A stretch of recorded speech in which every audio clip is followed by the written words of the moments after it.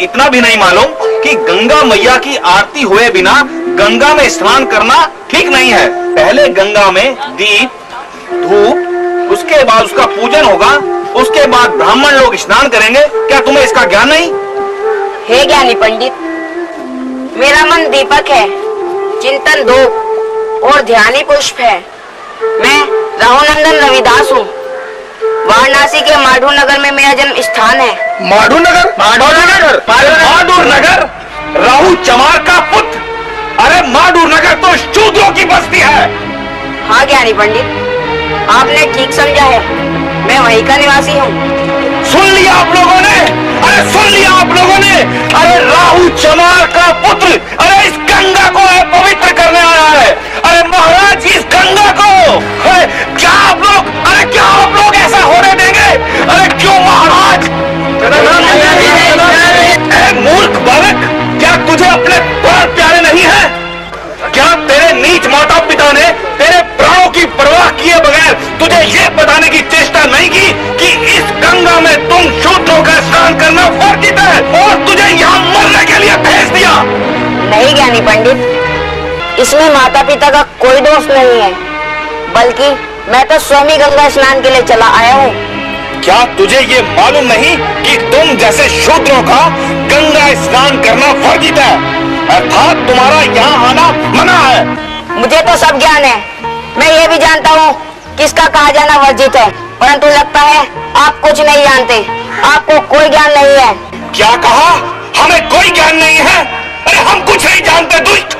यही जो तुम वर्ण व्यवस्था की दीवारों में बटे हो।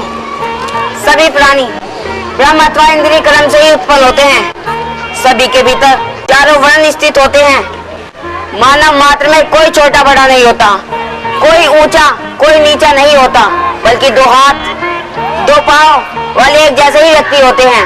हे ज्ञानी पंडित, जिस प्रकार सूर्य का प्रकाश सभी को एक बराबर ही मिलता है, उसी तरह वायु भी अपनी हवा सभी को एक बराबर ही प्रदान करती है तथा पृथ्वी पर सभी लोग एक बराबर जगह पर खड़े होते तथा बैठते हैं। अरे उदंडी बालक, अब तू हमें भी उपदेश देने लगा? तेरी ये हिम्मत! ठहरिए पंडित जी, हम इस बालक की ज्ञानमयी बातें सुनना चाहते हैं। कितने सदैव शब्द इस बालक के मुंह से निकल रहे हैं, हम सुनना चाहते हैं, इसे बोलने दीजिए।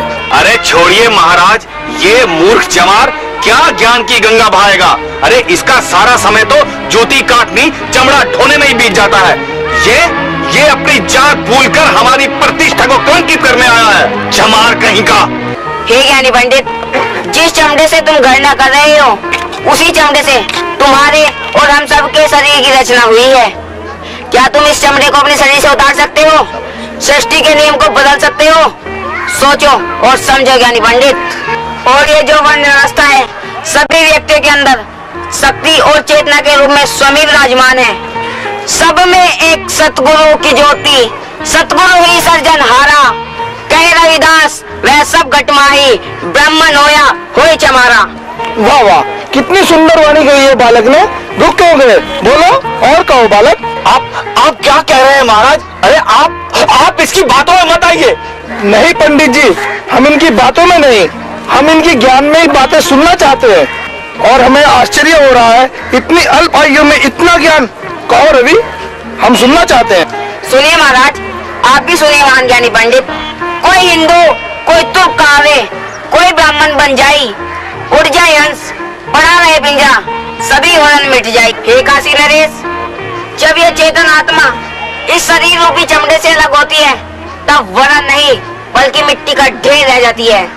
हे राजन, जीव आत्मा के अंदर कोई वर्ण भेद नहीं होते और ना ही जात पात ऊंच नीच ही होता है, बल्कि जीव तो जीव होता है।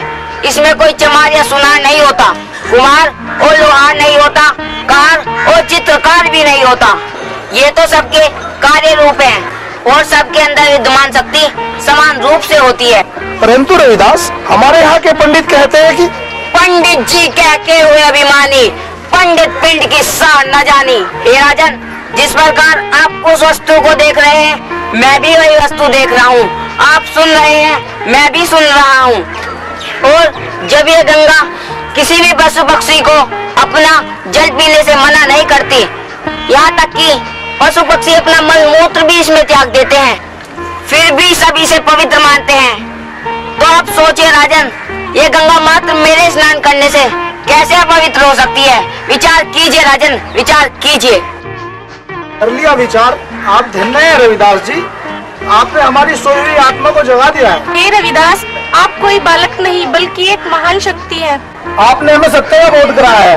आप गंगा स्नान करेंगे रविदास जी, और अवश्य करेंगे।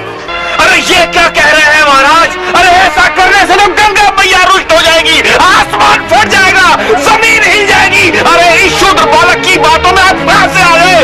अरे इसे रोकिए महाराज, इसे रोकिए, इस शूद्र बालक को रोकिए। गंगा मैया अपवित्र हो जाएगी महाराज।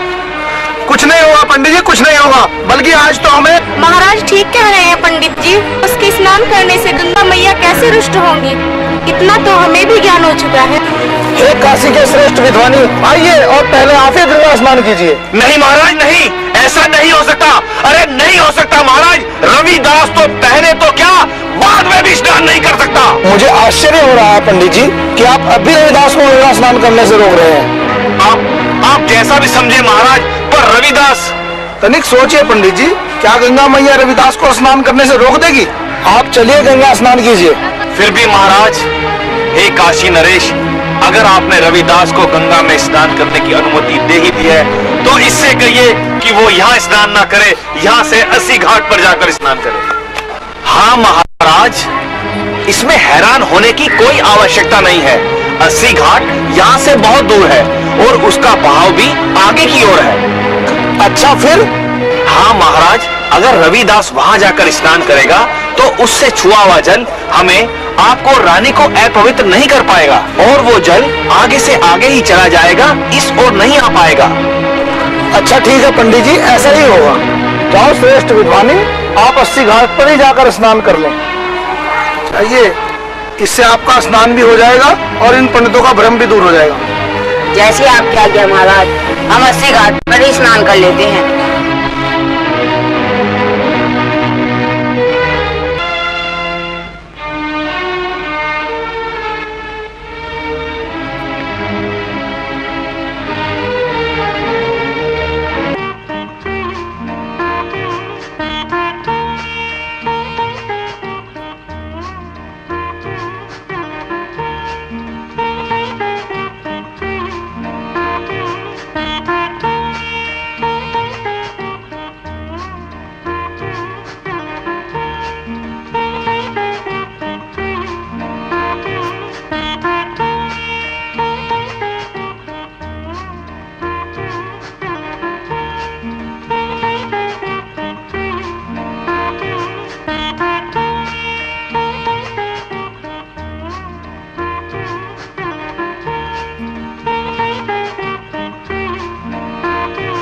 दर्शन दो गंगे मैया, आज तुम्हारा रविदास तुम्हें पुकार रहा है।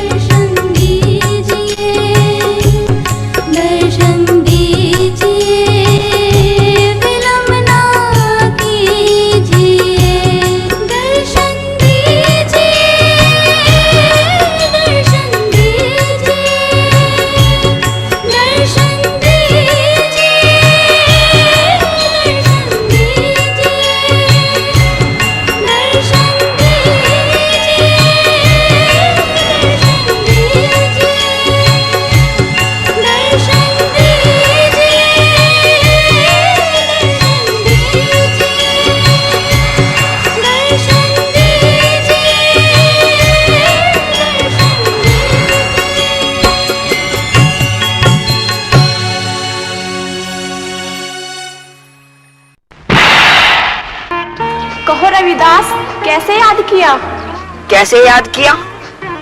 आप तो सब जानती हैं, फिर ये प्रश्न क्यों? फिर भी रविदास, आप सुन नहीं चाहती हैं तो सुने। आज मुझे यहाँ के विद्वान पंडितों ने इसलिए यहाँ स्नान करने के लिए भेज दिया है क्योंकि वो मुझे शूद्र समझते हैं और 80 घाट मुख्य घाट से हटकर नीचे की ओर है और आपका भाव भी उसी ओर है। इसलिए मेरे यहाँ स्नान करने से आपका जल उस ओर नहीं बहेगा, राजा रानी को और पंडितों को अपवित्र नहीं कर पाएगा। तो आप फिर क्या चाहते हैं रविदास? मैं चाहता हूँ इन पंडितों का, इन ऊंची जात वालों का भ्रम टूट जाए और आपका भाव जब तक उस ओर नहीं होगा ऐसा कदापि नहीं होगा। इसलिए आप अपना पलवा उसी ओर मोड़ ले, मैं केवल यही चाहता हूँ। बस इतनी सी बात है रविदास, जैसा आप चाहते हैं वैसा ही होगा।